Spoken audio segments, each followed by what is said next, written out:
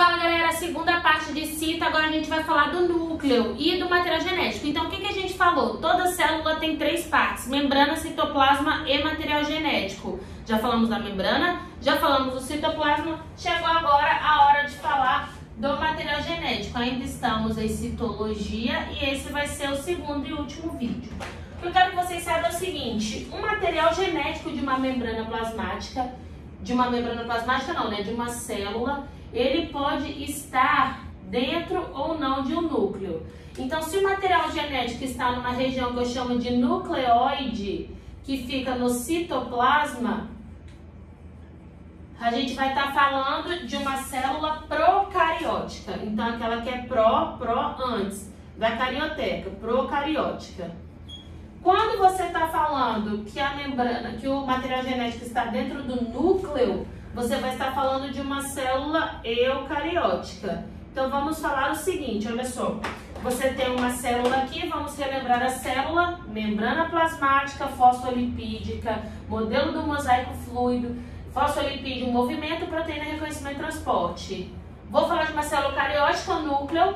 Dentro do núcleo você vai ter o material genético. Então vamos falar assim: quais que são os componentes nucleares, né? Porque quando a gente fala de uma célula procariótica, a gente está falando de célula bacteriana. Como já tivemos essa aula, eu não vou ficar atendo a célula bacteriana, eu vou me ater à célula eucariótica. Então vamos lá. O núcleo, que é isso daqui, o núcleo ele tem vários componentes. Quais que são os componentes nucleares? Primeiro componente nuclear é essa membrana aqui, ó, tá? Primeiro é o que a gente chama de envelope nuclear.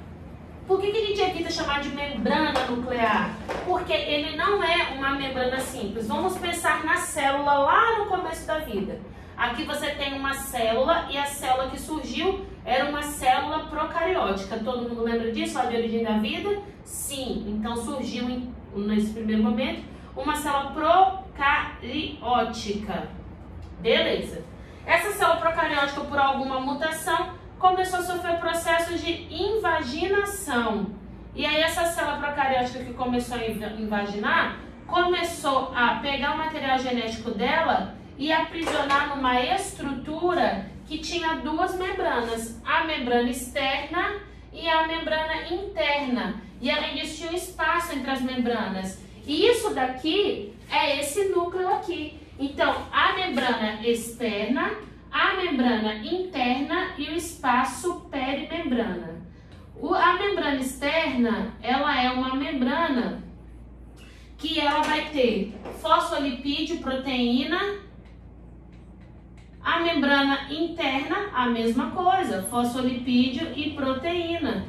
Então, galera, preste bem atenção no que eu estou falando. É uma dupla membrana dupla. E aí, ó, por quê? É uma dupla, duas membranas duplas, porque as membranas têm fosfolipídio para cima e para baixo. Aqui no meio, você vai ter um espaço que eu chamo de espaço perinuclear. Por que espaço perinuclear? É o espaço que está entre as duas membranas do núcleo, que seria esse daqui.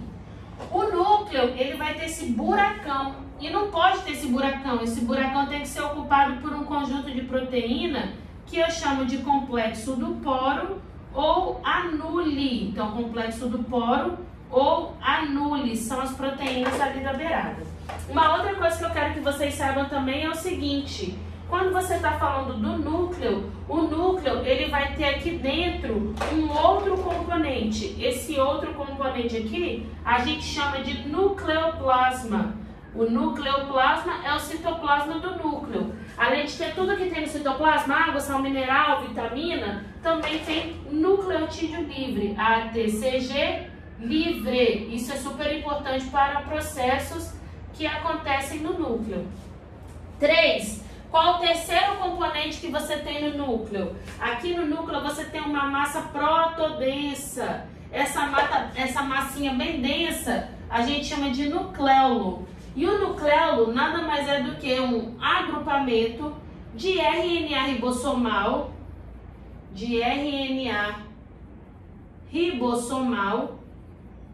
que fica ali. O RNA ribossomal vai ser produzido. Todos os cromossomos produzem RNA ribossomal? Não. Só os ribossomos 13 ribossomo não, desculpa, só os cromossomos 13, 14, 15, 21 e 22 produzem, são os cromossomos com informações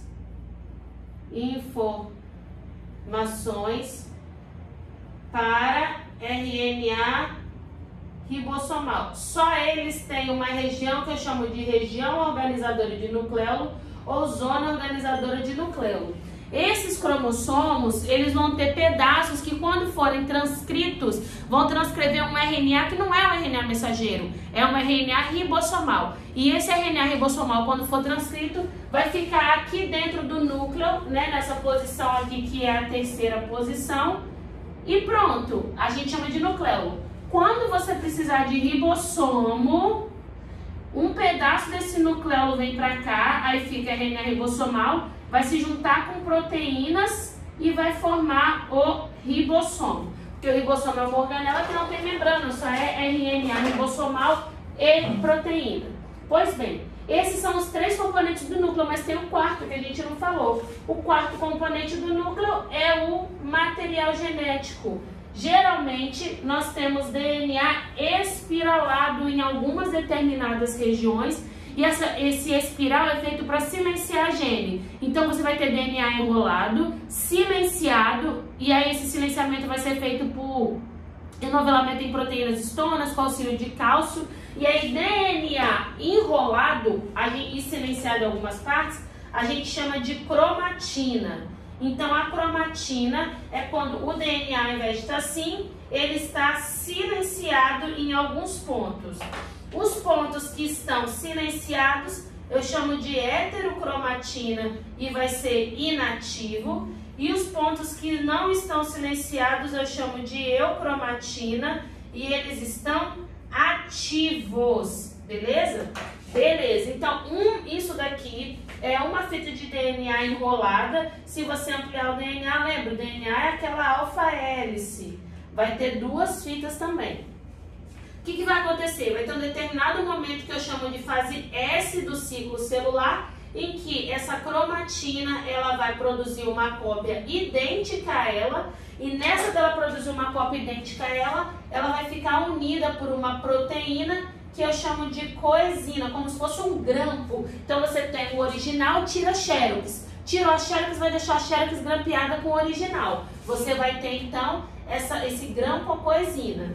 Quando chegar numa fase que eu chamo de metáfase, a metáfase vai fazer com que todo esse cromossomo esteja enovelado. E aí só agora você tem cromossomo. A definição de cromossomo é de que é dois materiais genéticos idênticos. Então, uma fita, que é essa aqui, essa fita aqui, e essa fita aqui enovelada, unidas por uma proteína que eu chamo de coenzina. Então, um cromossomo tem duas fitas de DNA e cada fita de DNA tem 4 hélices, 2 hélices, né? Então, você tem 4 hélices no total. Isso daqui é um DNA, então um DNA tem 2 fitas. Se aqui eu tenho 2 DNAs, eu vou ter 4 hélices. Cromossomo só existe na metáfase, fora isso o que a gente tem é cromatina.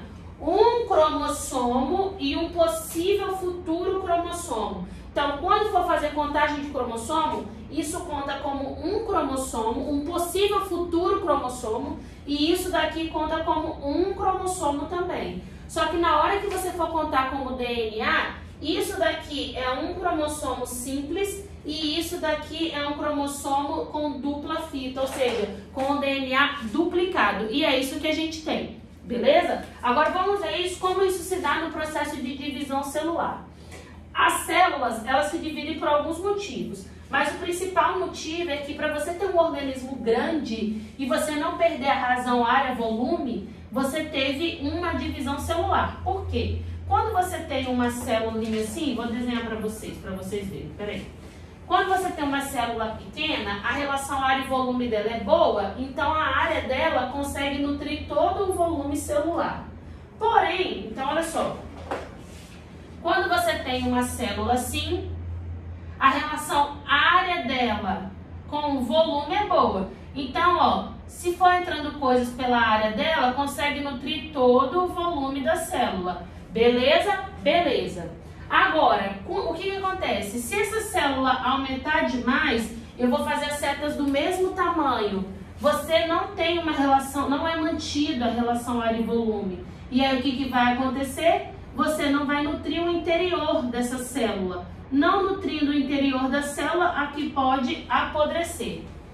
Como então me tornar um organismo gigante sem que eu mexa na relação área-volume? Se você tiver um indivíduo grande, mas ele for composto por várias células, cada célula dessa daqui, ela vai ter uma área que vai corresponder ao volume. Então, o que você pode fazer? Você pode ser grande, que a relação área-volume vai continuar sendo mantida. Olha só que legal, olha que legal. Então, para nos tornarmos grandes, isso daqui tem o mesmo tamanho disso, e ser viável, nós dividimos. Existem dois tipos de divisão celular, tá? Uma divisão celular que serve para crescimento e regeneração em animal, o nome dessa divisão celular é mitose, e para produzir gameta em planta, mitose, e existe a meiose. Então existe a mitose no animal é para crescimento e regeneração, e no vegetal serve para produzir os gametas. Então, os gametas vegetal é produzido pela mitose. A meiose pode acontecer para 3 motivos. Quais que são os motivos da meiose? Formar zigoto em algo em fungo, aí eu chamo de meiose zigótica. Formar gameta em animal, aí eu chamo de meiose gamética. E formar esporo em planta, eu chamo de meiose espórica. Mitose, ela vai ser uma divisão, tanto mitose quanto meiose, ela tem uma fase de preparação antes da divisão propriamente dita. Essa fase de preparação é denominada de intérfase. A intérfase, ela tem 3 fases: G1, S e G2. E aí, como que funciona cada uma dessas fases? Qual que é a importância, né? Então, tanto mitose quanto meiose vai ter uma fase que é a intérfase. E aí, depois da intérfase, você passa por um processo. Na mitose, você vai ter uma divisão que vai produzir 2 células filhas idênticas à célula mãe. Na meiose, você vai ter 2 divisões. E aí, nessas 2 divisões, você vai originar 4 células, cada uma delas com metade do material genético e metade das características da mãe. Aí olha só o que acontece, galera. A intérfase é uma preparação para a divisão celular. E eu acabei de falar para vocês aqui que, por exemplo, na mitose, você tem uma célula e vai produzir 2 iguais. Então vamos dizer que eu tenho uma célula com 1 pincel. Para eu produzir 2 células com 2 pincéis, o que eu tenho que fazer? Primeiro dobrar a quantidade de pincel, para depois eu dividir isso em 2. E é isso que acontece em G1, S e G2. Então vamos lá, vamos dividir aqui a intérfase em 3 etapas. 3 etapas.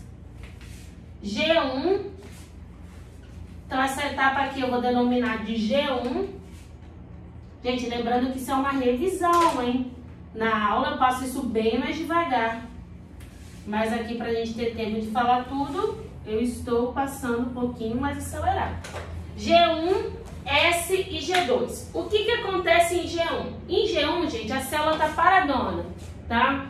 Quando a célula está parada assim, em relação à divisão celular, ela está fazendo uma coisa. O nome dessa coisa é síntese proteica.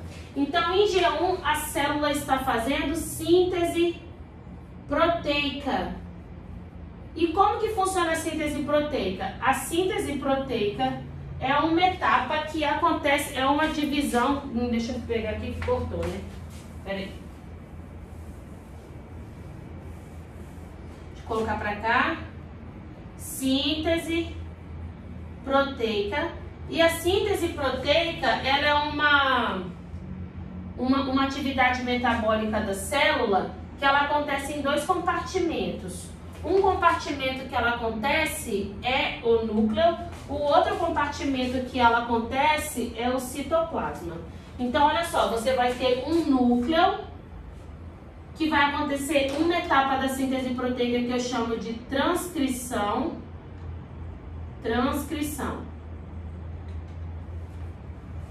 E no citoplasma você vai ter tradução. Então você tem transcrição e você tem tradução. Aí veja bem, olha só o que acontece. O seu material genético, o que eu sempre digo é o seguinte: o DNA seria um livro inacessível com todas as informações da vida. Qualquer erro que você, tipo assim, se você arrancar uma página, se você riscar uma página, se você, sei lá, fazer qualquer coisa, a informação da vida some. E aí, se sumiu, coleguinha, o que você vai fazer dali pra frente? Não tem o que você fazer. Então, toda vez que você precisa de informações da vida, você nunca vai ter acesso direto ao livro principal, que é o DNA. Você vai ter acesso direto a uma xerox. A xerox do DNA vai carregar a mensagem do DNA. O nome dessa xerox, RNA mensageiro. O RNA que carrega a mensagem que o DNA quer fazer. O processo de transcrição. Camila, transcreve o áudio desse vídeo. Eu vou ficar escutando o áudio do vídeo e vou ficar escrevendo. Então, o processo de transcrição é você pegar aquela informação que estava naquele livro super valioso que você não pode deixar de ter e passar ela para o papel para poder ser utilizado. Então, a gente fala que a transcrição é você pegar DNA e transformar em RNA. Se você está mexendo com DNA, você sempre e obrigatoriamente vai estar no núcleo. Se o seu processo não depende do DNA, você vai fazer isso no citoplasma. Como a transcrição é copiar a informação do DNA, ela vai acontecer exclusivamente no núcleo. E aí o que vai acontecer? Esse DNA vai ser aberto por uma enzima que eu chamo de DNA girase e helicase, e aí ele vai abrir aqui o que a gente chama de bolha de transcrição. Essa bolha de transcrição vai deixar o pedaço do material genético exposto. Vai se instalar aqui no começo do que você quer copiar uma região promotora do gene, aquela que vai promover o gene, aquela que vai indicar onde é o gene. E aqui vai se instalar uma região finalizadora do gene, aquela que vai mostrar para você onde que o gene termina. Aí, quando você fizer esse intervalo aqui, você vai ter o gene nesse pedaço. Quem que vai copiar a informação do gene? Uma enzima que eu chamo de RNA polimerase. A RNA polimerase se encaixa aqui, aí ela olha, se aqui tem A, como eu estou produzindo um RNA, eu vou colocar o U. Se aqui tem C, eu vou colocar o G. Se aqui tem C, eu vou colocar o G. Se aqui tem G, eu vou colocar um C. Se aqui tem T, eu vou colocar um A. Se aqui tem T, eu vou colocar o A. E assim ela vai copiando. Copiou essa informação, eu chamo esse RNA aqui de RNA mensageiro. Só que esse RNA mensageiro, ele copia um monte de informação, mas ao mesmo tempo ele copia um monte de informação em branco. Tem pedaços dentro do gene que nem é gene. Ou, por exemplo, esse pedaço aqui, ó, ele pode ser o gene tanto da hemoglobina quanto da, sei lá, da albumina, quanto da creatinina, tanto da queratina. Pode ser, naquele mesmo pedaço, você pode conseguir retirar todas as proteínas. E aí você, depois que faz essa cópia, você vai lá para um cantinho e começa a folhear. Ah, essa informação aqui não me interessa. Por exemplo, vou dar um exemplo. Pensando que é o livro da vida, esse pedaço aqui é biologia. Mas eu quero saber só sobre hormônio vegetal. Então você vai tirar xerox da biologia toda e aí depois você vai fazer um processo de transformação em procurar naquela biologia toda a parte de botânica que te interessa. E aí, nesse caso, o RNA mensageiro ele sofre um processo que eu chamo de splicing. Splice alternativo e se transforma em RNA maduro. O splicing, ele vai ter o objetivo de retirar a parte que não te interessa e deixar só a parte que te interessa. Então, vamos dizer que a parte que te interessa é assim, ó. A, U, G, C, C, C, U, A, tá? Então, a parte que te interessou é isso daqui. O RNA maduro, então, quando ele é produzido, ele vai para o citoplasma. Presta bem atenção. RNA mensageiro é produzido desse jeito. RNA transportador é produzido desse jeito. RNA ribossomal é produzido desse jeito. Quando um RNA mensageiro é produzido, ele passa pelo splicing, que é retirado da parte que não interessa, se transforma em RNA maduro e vai para o citoplasma para poder ser lido. Agora, no citoplasma acontece o processo de traduzir. Eu falo sempre assim, o DNA é como se tivesse o código da vida em mandarim. Você tem que transformar isso para português. Quem que vai fazer esse processo? O tradutor. O Google Tradutor da célula é o ribossomo, tá? Agora, a nossa célula não entende códigos A, T, C, G, G, G. Ela entende proteína. Aí, proteína é formada por quê? Aminoácido. Então, ela entende glicina, fenilalanina, sei lá, tirosina, metionina. Ela entende isso. Então, na tradução, você vai pegar os códigos de letras e transformar em aminoácidos. Beleza? Beleza? Tá tudo certo. O que acontece quando você produz num processo de transcrição o RNA ribossomal? Lembra que eu falei para vocês que o RNA ribossomal fica sendo acumulado numa bolinha do núcleo e vai virar uma região que eu chamo de nucleolo. E o RNA transportador?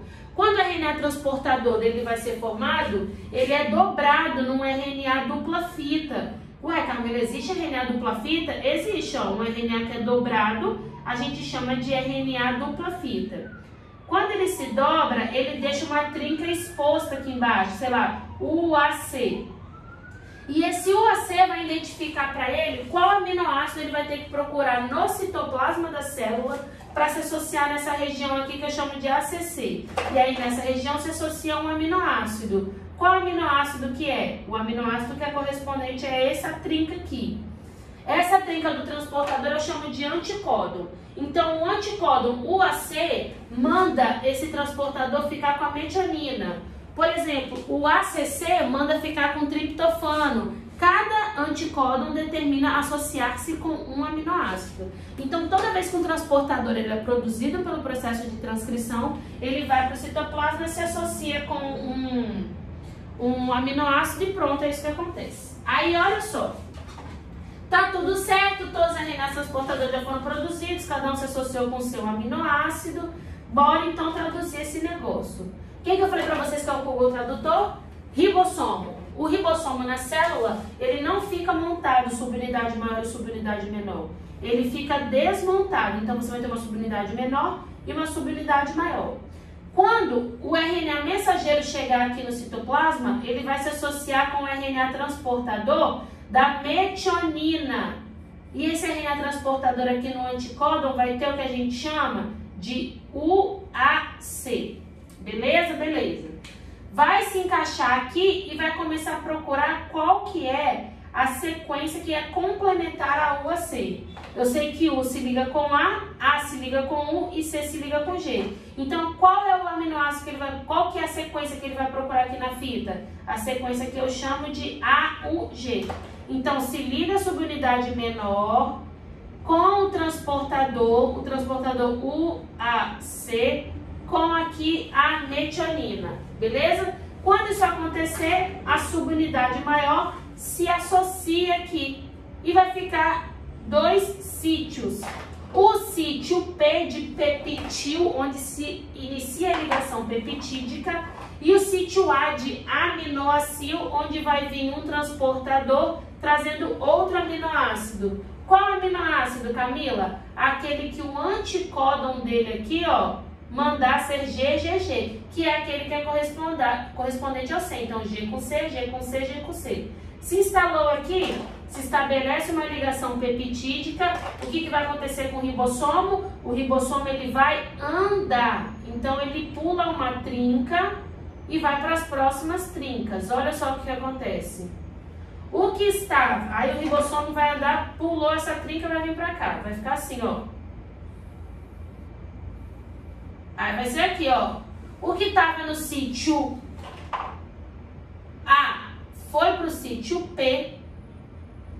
O que estava no sítio P vai sair agora e se ligar novamente com outro aminoácido. O sítio que está aqui vai ficar vazio. O sítio A de aguardando o aminoácido. Está esperando o transportador trazer outro aminoácido. E aqui vai ser AU. E aí vai ter um aminoácido. Só que o que acontece? Quando você encontrar esses códons, ó, olha como que eu gravei, que eu roubei de uma professora isso, ó. O amor, o amor gostoso e o gostoso amor. Quando eu era estudante, eu ficava igual a doenta, né? Mas gravar o amor agora é mais bonitinho, ó. O amor gostoso e o gostoso amor são códons de parada. Então, por exemplo, aqui você tem alguma dessas trincas? Não. Então, enquanto você não tem essa trinca, vai vir um transportador. Esse transportador ele vai trazer o seu aminoácido, estabelece-se uma ligação peptídica e o ribossomo vai andar. Quando o ribossomo encontrar um sítio de leitura, que esse sítio de leitura seja UAA, UAG e UGA, olha só o que acontece, acaba o processo de transcrição e quando acabar, de tradução, e quando acabar o processo de tradução, o que você tem são aminoácidos unidos por ligações peptídicas. Então, aminoácidos unidos por ligação peptídica é proteína na sua estrutura primária. Tcharam! Você acabou de fazer uma síntese proteica. Eu estou falando para você que quando a célula ela está nesse processo, quando ela está em G1, ela fica fazendo síntese de proteína o tempo todo, o que ela precisa. Aí vai chegar o que a gente chama de fator de crescimento. E o fator de crescimento vai falar assim, célula, se divide. Aí a célula vai falar, meu Deus, eu tenho que me dividir. Para eu me dividir, eu tenho que dobrar o meu volume. Eu tenho que dobrar a quantidade de organelas, tá?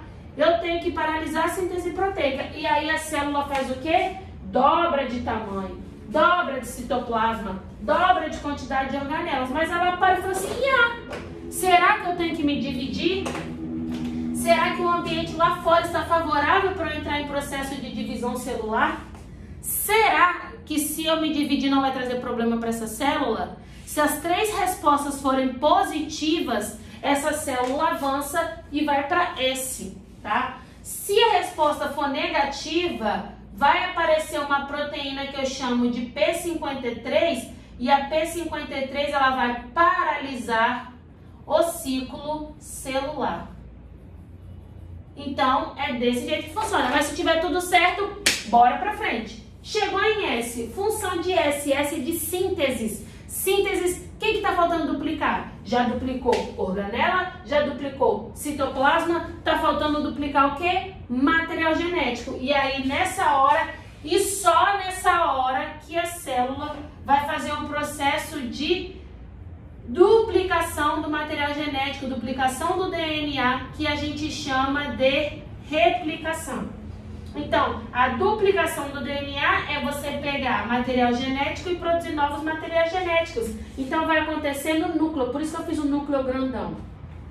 Como que começa? Você tem o seu material genético lá.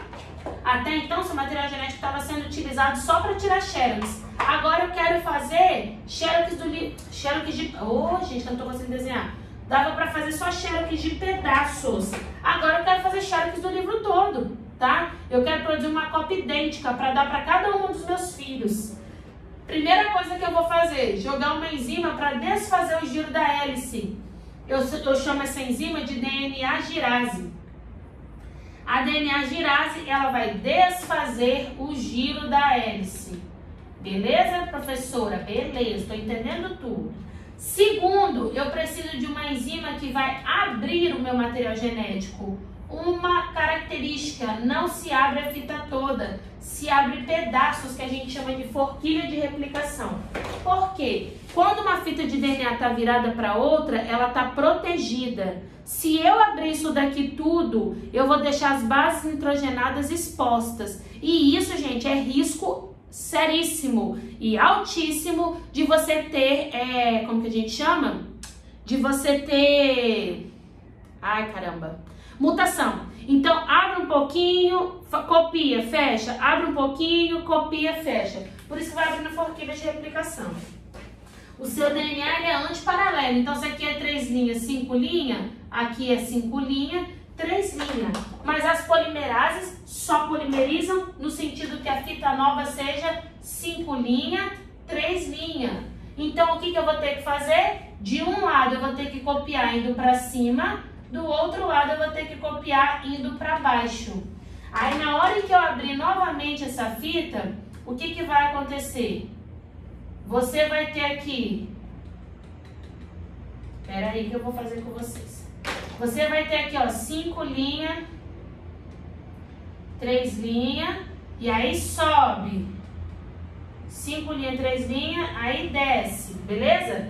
Aqui, você consegue subir da fita? Não, você vai ter que instalar um primer aqui em cima e descer, porque tem que ser sempre sentido 5 linhas, 3 linhas. E se você subisse, você ia fazer 5 linhas aqui embaixo, 3 linhas aqui em cima. Mas aqui não, se eu continuar essa fita, ela continua sendo sentido 5 linhas, 3 linhas. Então, de um lado forma fragmentos, que eu chamo de fragmentos de Okazaki, do outro lado não. O que eu falei com vocês agora há pouquinho? Você vai ter 2 fitas de DNA, olha só, oh Jesus, 2 fitas de DNA, e essas fitas de DNA, elas vão estar unidas por uma enzima aqui no meio, ó, que eu chamo de coenzina. Pronto, então agora eu tenho isso daqui na minha célula. Aí eu terminei o processo, eu vou falar assim, eu como célula vou falar assim, terminei. Aí vai ter uma pergunta, que eu chamo de ponto de checagem 2. E a pergunta é, terminou mesmo? Todo o DNA foi copiado? Se a resposta for positiva, você vai para G2. Em G2 vai acontecer a duplicação de uma organela que eu chamo de centríolo. O centríolo nós temos aos pares na célula, aí você fica com 2 pares de centríolo. Aí beleza, terminou a intérfase, isso daqui acontece tanto para mitose quanto para meiose, você vai agora para a divisão celular. E gente, se você gravar isso que eu falar de divisão celular, você vai matar tudo. A divisão celular tem algumas etapas, ó, prófase,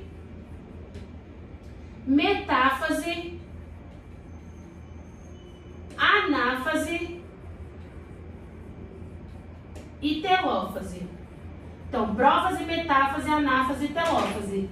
Cada etapa é marcada por alguma coisa. A prófase acontece 5 eventos, tanto faz ser mitose ou meiose. Desfaz a carioteca, desfaz o nucleolo, o centríolo duplicado vai para os polos, começa a formação das fibras do fuso, começa a condensação dos cromossomos. Metáfase é sempre 2 características: alto grau de condensação dos cromossomos, no meio da célula, 2 não, 3, com um ponto de checagem 3. Anáfase sempre é separação, telófase é o inverso da prófase. Então, se desfez a carioteca, refaz a carioteca, refaz o nucleolo, o centríolo duplicado volta para o centrosomo, desfaz as fibras do fuso, desfaz a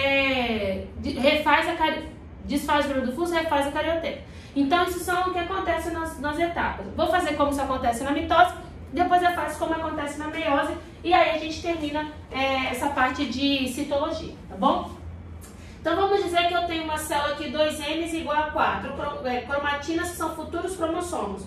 Ou seja, veio 2 no meu pai e veio 2 na minha mãe. Um preto e um vermelho do meu pai, um preto e um vermelho da minha mãe. O que acontece em G1? Aumenta o volume da célula, duplica a quantidade de organelas. Sim, eu tenho que me dividir, vou para a fase S e aí olha só o que acontece na fase S. Na fase S, cada fita que eu tinha de material genético resolveu fazer uma cópia e ficar associada com a sua cópia. Aumentou a quantidade de pretos diferentes um do outro? Não. Acontece que agora você tem um preto, só que cada preto, ao invés de ter, aqui também tem 2 pretos, aqui tem 2 vermelhos, aqui tem 2 pretos, aqui tem 2 vermelhos, né? Mas aqui você tem um preto simples e aqui você tem um preto com suas xerox, beleza? Então aqui é como se fosse a biologia do Amabius, biologia do Sônia Lopes. Aí aqui você tem biologia do Amabius e biologia do Sônia Lopes. Só que você tem 2 cópias de biologia do Amabius, 2 cópias de biologia do Sônia Lopes. Mudou a quantidade de autores? Não. Mas aumentou a quantidade de informações de um mesmo autor? Sim. É isso que acontece. Você duplica o material genético, não duplica a quantidade de cromossomos. Duplicaria a quantidade de cromossomos se você colocasse mais 2 fitas aqui pretas, mas não é isso que acontece, né? Então, beleza. Você duplica o material genético, vai para G2, você tinha um par de centríolo só, agora você vai ter outro par. Prófase, desfaz a carioteca, desfaz o nucleolo, o centríolo que estava duplicado vai para os polos, começa a formação das fibras do fuso, começa a formação dos cromossomos.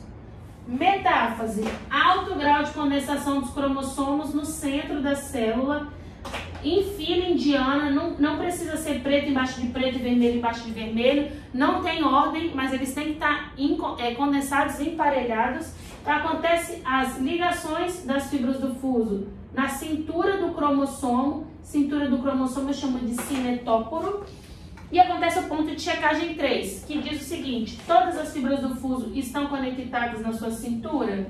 Se a resposta for positiva, você vai para anáfase. E o que significa anáfase? Separação. Essa fibra encurta para cá, essa fibra encurta para cá. Pense em mim como um cromossomo, uma fibra se conecta aqui, outra fibra se conecta aqui e eles se puxam. E aí racha o cromossomo no meio.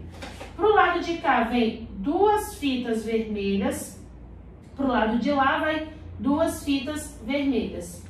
Para o lado de cá vem duas fitas pretas, para o lado de lá duas fitas pretas. E aí depois você vai ter telófase.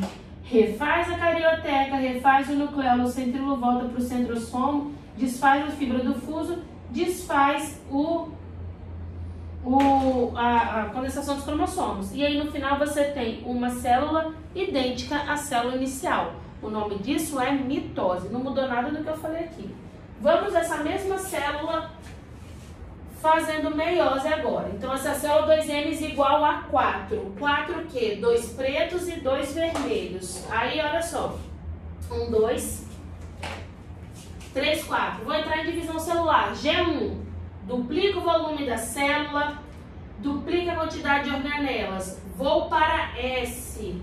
S duplica a quantidade de pretos, mas não a quantidade de pretos diferentes. Você faz uma xerox de cada preto que você tem, você faz uma xerox de cada vermelho que você tem, e aí você fica aqui. Aí tá bom, aí você vai para G2, duplica o centríolo. Vamos então fazer uma prófase? Vamos. Só que olha o que acontece. A prófase da meiose 1, acontece um fenômeno que eu chamo de crossing over. Crossing over é a troca de fragmentos entre cromossomos homólogos. E o crossing over, ele vai ser importante porque ele vai ser como que é o nome? Um ponto em que você vai gerar variabilidade gênica. Quando a gente chegar em genética, a gente vai ver isso melhor.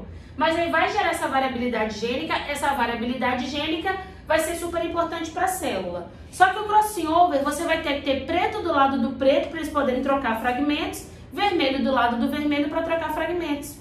Então a prófase 1, né, que acontece na meiose 1, não tem como a prófase 1 acontecer na meiose 2, ela serve para fazer esse crossing. E aí ela é estendida, ela demora mais tempo do que a prófase da mitose ou a prófase da meiose 2. E o resultado disso é que ela recebe 5 subetapas: leptóteno, zigóteno, paquíteno, diplóteno e diacinese. Quais dessas fases você tem que saber? O leptóteno, que é a primeira, e aí a primeira etapa, que é o leptóteno, é a prófase propriamente dita. Desfaz a carioteca, desfaz o nucleolo, o centríolo que estava duplicado vai para o polo, começa a formação das fibras do fuso, começa a condensação dos cromossomos, começa e termina a condensação dos cromossomos. Quando você estiver no zigóteno, o zigóteno vai ser a aproximação dos homólogos. Então, vermelho do lado do vermelho, preto do lado do preto. E o paquíteno, Camila? O paquíteno vai ser o crossing over propriamente dito. Aí eles vão trocar o fragmento. Diplóteno é quando acaba o crossing over, diacinese é quando acontece a separação física deles. Só que quando eles forem para metáfase, eles vão estar desse jeito aí. Na metáfase, quando você tem o maior grau de condensação dos cromossomos, eles vão estar um do lado do outro. Preto com preto, vermelho com vermelho, se tivesse laranja com laranja, rosa com rosa, um do lado do outro. Diferente aqui, que está um embaixo do outro.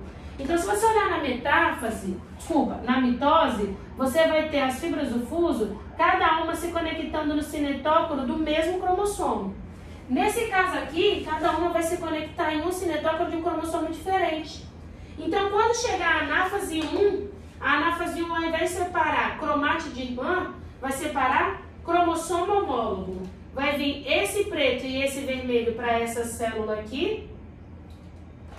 E vai vir esse preto e esse vermelho para essa célula aqui. Só que célula pode ter o seu livro com a sua cópia? Não. E aí você vai então para a meiose 2. O objetivo da meiose 2, separar cromátides. Por isso que a gente fala que a meiose 2 é parecida com uma mitose. Prófase, desfaz a carioteca, desfaz o núcleo, o centríolo duplicado vai para os polos, começa a condensação dos cromossomos, começa a formação das fibras do fuso.